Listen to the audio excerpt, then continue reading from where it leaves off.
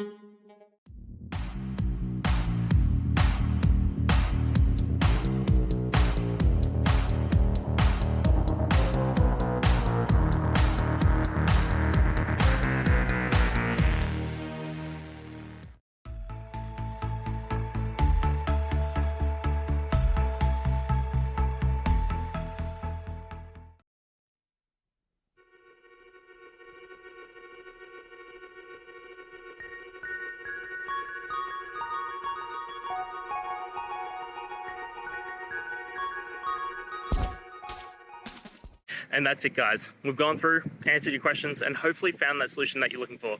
If we did, please hit subscribe. I'd really appreciate it. And until the next time you need technical help, I hope you have a good one.